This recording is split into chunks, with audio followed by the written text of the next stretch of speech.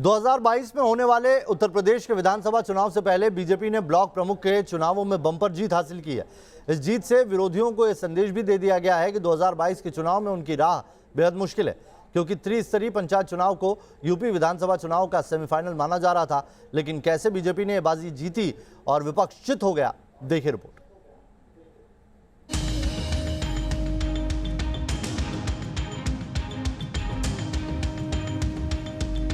पहले जिला पंचायत अध्यक्ष के चुनाव में दबदबा कायम किया और अब यूपी विधानसभा चुनाव से ठीक पहले बीजेपी ने ब्लॉक प्रमुख चुनाव में जीत का डंका बजाकर विरोधियों को बड़ा संदेश दे दिया है।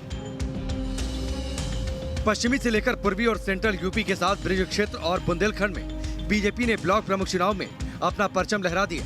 बीजेपी ने ब्लॉक प्रमुख के कुल 825 पदों में से निर्विरोध निर्वाचित 349 में से 334 पद पर पहले ही कब्जा कर लिया था और मतदान के बाद भी बाजी अपने हाथ में कर ली।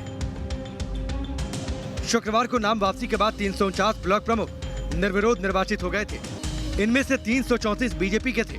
इसके बाद बाकी 476 पदों के लिए शनिवार को मतदान और मतगणना हुई। नतीजे आए तो कुल 825 में से 648 सीटों पर बीजेपी के प्रत्याशियों ने जीत दर्ज की।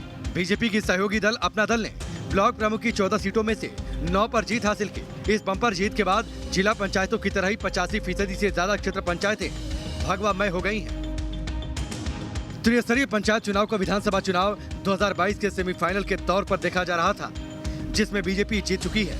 लेकिन इन चुनावों में जिस तरह से बीजेपी का विजय रथ दौड़ा, उससे विधानसभा चुनाव के लिए पार्टी का आत्मविश्वास बढ़ चुका है। सरकार और संगठन की जो एक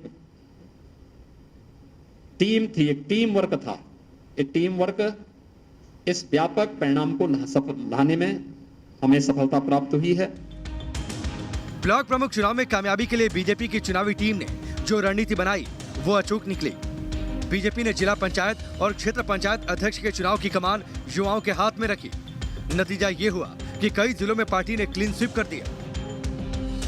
बीजेपी का दावा है कि 14 जिलों में पार्टी ने विपक्ष को क्लीन स्वीप किया। वहां सभी ब्लॉक प्रमुख बीजेपी से और उसके सहयोगी दलों के जीते हैं। इन जिलों में आगरा, गाजियाबाद, बदायूं, शाहजहांपुर, श्रावस्ती, गौतम बुद्ध नगर, पीलीभीत, कन्नौज, बांदा, महोबा, ललितपुर, सोनभद्र, वाराणसी और लखनऊ शामिल है। क्षेत्र पंचायत अध्यक्ष चुनाव में बीजेपी ने पश्चिमी यूपी से पूर्वी यूपी तक कैसे डंका बजाया, इन आंकड़ों से समझिए। पश्चिमी यूपी में 109 ब्लॉक में से बीजेपी ने 85 ब्लॉकों में चुनाव जीता। वहीं ब्रज में भी 129 में से 112 ब्लॉक में बीजेपी के प्रत्याशी ब्लॉक प्रमुख निर्वाचित हुए। 173 में से 136 ब्लॉक में जीत हासिल कर बीजेपी ने अवध में भी दबदबा कायम रखा। कानपुर बुंदेलखंड क्षेत्र में पार्टी की जीत का सिलसिला जारी रहा। यहाँ 110 में से 90 सीटों पर जीत हासिल की। काशी क्षेत्र में बीजेपी ने 157 में से 109 सीटें जीती। वहीं गोरखपुर क्षेत्र में 147 में से 116 सीटों पर जीत दर्ज कर अपना प्रभाव कायम रखा। विधानसभा चुनाव से पहले त्रिस्तरीय पंचायत चुनाव में बीजेपी को मिली प्रचंड जीत के लिए पार्टी जनता में मोदी योगी सरकार के प्रति विश्वास को वजह बता रही है। अब वो सीधा संदेश दे रही है कि गांव-गांव तक जनता बीजेपी के साथ है। आदरणीय योगी जी की लोकप्रियता जो राज्य के अंदर है, गांव, गरीब, किसान, झुग्गी झोपड़ी इंसान, आदिवासी, वनवासी का जो कल्याण हुआ है, उसका परिणाम है कि राज्य के अंदर बहुमत से हम लोग और एक तरह कहा जाए बम्पर जीत भारतीय जनता पार्टी को मिली है। हालांकि कई जिलों में समाजवादी पार्टी का प्रदर्शन भी बेहतर रहा। समाजवादी पार्टी ने अवध में सबसे ज्यादा 24 सीटें जीती। काशी क्षेत्र में 21, गोरखपुर क्षेत्र में 18, कानपुर बुंदेलखंड में 12, ब्रज में 9 और पश्चिम क्षेत्र में सबसे कम 8 सीटें जीती। अवध में समाजवादी पार्टी के सहयोगी आरएलडी को कुछ सीटों पर जीत मिली, लेकिन समाजवादी पार्टी को बीजेपी की बम्पर जीत पच नहीं रही। अखिलेश यादव ने इस पर सवाल उठा दिए। भारतीय जनता पार्टी जनता से नहीं लड़ सकती। जनता बदलाव चाहती है और बदलाव का परिणाम आपने देखा है कि सबसे ज्यादा जिला पंचायत सदस्य समाजवादी पार्टी के जीते थे। आज भी गिनती कर सकते हैं। लेकिन जिस तरीके से भ्रष्टाचार, पैसे का और प्रशासन का इस्तेमाल हुआ है, उससे परिणाम बदले हैं। देखिए, जब जब विपक्ष हारता है तो अपनी हार को स्वीकार करने की जगह पर विपक्ष इस बात का आरोप लगाता है कि शासन सत्ता का दुरुपयोग हुआ। असल बात, उन्होंने इस बात का रिहर्सल सत्ता में रहते हुए कई बार किया है और उनको इसकी आदत पड़ चुकी थी। बीजेपी ने केवल इतना किया है कि जो जबरदस्ती सत्ता पर काबिज होने वाला असामाजिक तत्व था उसको रोका है। और सबके लिए समान कानून हो। अगर ऐसा ना होता तो कई जगह निर्विरोध समाजवादी पार्टी के लोग भी, विपक्ष के लोग भी चुने गए हैं, कई जगह निर्दलीय लोग भी निर्विरोध चुने गए हैं।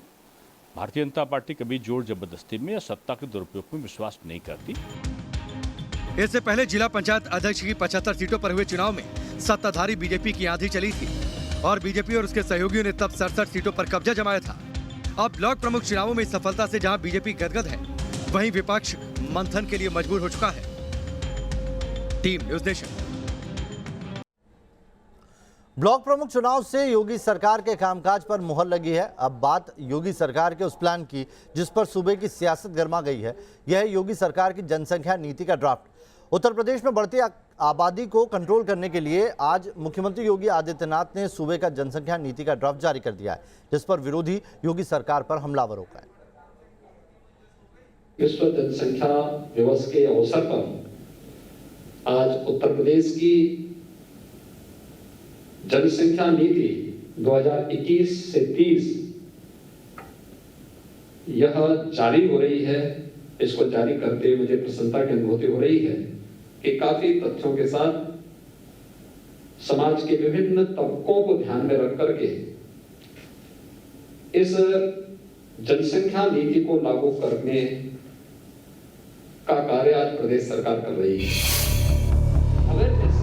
सीएम योगी के इसी बयान के साथ यूपी में नई जनसंख्या नीति का ऐलान हो गया है। सीएम योगी ने लखनऊ में नई जनसंख्या नीति को जारी किया और साफ कहा कि जनसंख्या नीति वक्त की जरूरत है और इसे सभी वर्गों को ध्यान में रखकर बनाया गया है। यूपी में जनसंख्या नियंत्रण का ड्राफ्ट राज्य के विधि आयोग ने तैयार किया है, जिसे वेबसाइट पर अपलोड कर 19 जुलाई तक जनता की राय मांगी गई है। यूपी में आबादी को कंट्रोल करने का प्लान क्यों तैयार किया गया है, पहले ये समझ लीजिए। यूपी आबादी के हिसाब से सबसे बड़ा राज्य है। आंकड़ों की माने तो यूपी की आबादी 2011 में करीब 20 करोड़ थी, जो देश की आबादी का करीब 16.5% थी। लेकिन 10 साल में ही यूपी की आबादी करीब 23 करोड़ तक पहुंच गई है, यानी 10 साल में 3 करोड़ की आबादी बढ़ चुकी है। आबादी बढ़ने की वजह से संसाधनों की कमी होने लगी है। अगर कुछ चीजें व्यवस्थित नहीं की जाएगी, जनसंख्या को नियंत्रित करने के लिए कदम नहीं उठाया जाएगा, तो यह संसाधन कितने दिन तक काम आएंगे?